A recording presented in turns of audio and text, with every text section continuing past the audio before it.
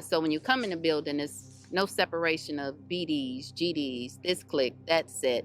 None of that, all that's out the door. When you come into the building, you can actually be a kid, be a student, be free.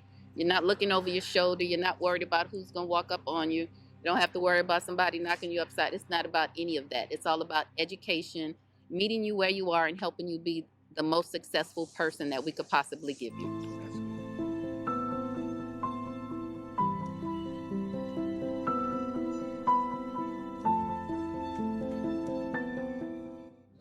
Can you believe it? I'm still here. That's right, living inside this tent for 100 days from November the 20th to February 28th, bring to you the issues and awareness that you need to know about the violence on the south side of Chicago, but also to raise as much money as we possibly can to build a community center on this much needed block called O Block. It's called O Block because it's named after a young man named O.D. Perry who was shot and killed. The gangs picked up the O in his name and started calling it O Block. We decided we're going to keep the O, but we're going to call it Opportunity Block. I want to thank Fox Network for giving me the opportunity every single day to bring to you Rooftop Revelations, where I give you my thoughts, viewpoints, and opinions on matters as it relates to Chicago and issues in America. Today, I have a really special guest, and I'm so excited. Her name is Dionne Kirksey. How are you? I am well. And she is the principal of the school that is located inside our church. It is Progressive Leadership Academy of A Youth Connection Charter School. A Youth Connection Charter School. So at our church, inside our church, there is a charter school called Progressive Leadership Academy, and they're connected to a group of charter schools. Yes. And we are so thankful for them. But I want to jump right in. Okay. And I want to ask you, first of all, why was Progressive Leadership Academy started? What was the point? Our premise was initially to service students that needed a smaller environment and a little more individualized attention. Yeah, and why is that? Because I know in Chicago public schools, the classrooms, the student sizes are very large, and sometimes there's students who need a little more attention for whatever reason. Yes. And your school provides that, right? Absolutely. Yes. So we found that a lot of students could be more successful in a smaller environment and have that one-on-one attention that they actually needed. Yeah. So let's talk about the school. It's not your traditional school, it's a different school, but what is it that your main focus for each student? Actually, I would say our main focus is reaching students where they are and bringing them up to bar to be successful citizens in society. Yeah. Do you feel like as a principal that sometimes you're getting students, not all, but a lot of times that students that you're getting, sometimes that, what do you do when they are behind, when they're reading not proficient? And I say that because we've been doing the studies and we see that the math levels are not proficient in Chicago public schools a lot of times. And so now here you have these students who are not proficient. So what is it that you do that's different? So actually we get students from all facets, not just Chicago public schools, but other school systems as well. We meet them and try to focus on their deficiencies. So the skill levels where they are, we try to get them up to par to be successful at the grade level that they should actually be on. Right. So that's one of the reasons why you need a smaller, more attention. Classroom sizes, yes, absolutely. You know, I'm familiar with the school, but those who are watching are not familiar. I know there are a lot of kids from a lot of different makeups in the school, and we're thankful for that.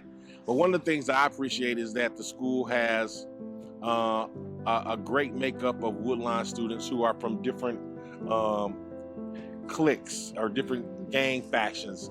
Can you talk a little bit about that? Because I want to know, how are you able to be so successful with all of these different gang factions in the location? Because it would seem as if there would be fights every day.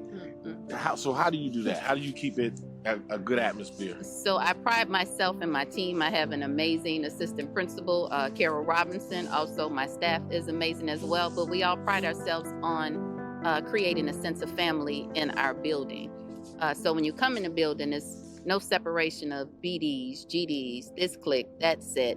None of that, all that's out the door. When you come into the building, you can actually be a kid, be a student, be free.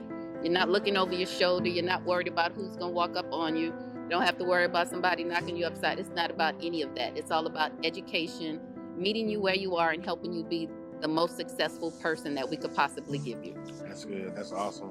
So when you get these students, you get them on a path, and what is that path normally to? Like, what do the students, I know most of the students don't go to college, some do, but most of them, so what are you preparing them for, these specialized students?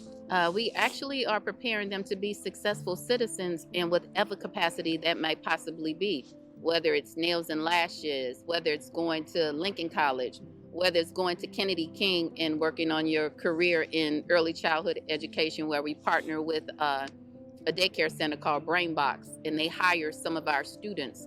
So they're working and they're in school at the same time. We have masonry, forklift driving, coding. It's a variety of list of things that they can do outside of just your traditional four-year college setting, and still be successful, still have an income, and you're not on the street. All right, that's awesome. So one last question. When you think about the students at Progressive Leadership Academy and them being on a path towards success in whatever endeavor, what is it that ultimately you think people would say about the students of Progressive Leadership Academy, looking in? From the outside looking in, you really can't tell that it's a hidden gem, if that makes sense. Our leadership team, Sheila Vincent and Larry Vaughn, are absolutely amazing. They've given me my training to actually do what I do. But I would say nobody really understands what we put together and how we create a strong sense of family in the building. Yeah. And we not only support our kids in the building and their educational level, but we support them outside the building in their endeavors. And we still attend their graduations. We send them off to college and actually decorate their dorm rooms.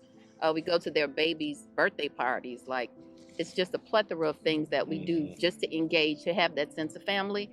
And I think that piece gives us what we have in the building, which is a minimal to no level of violence. Yeah. One more thing.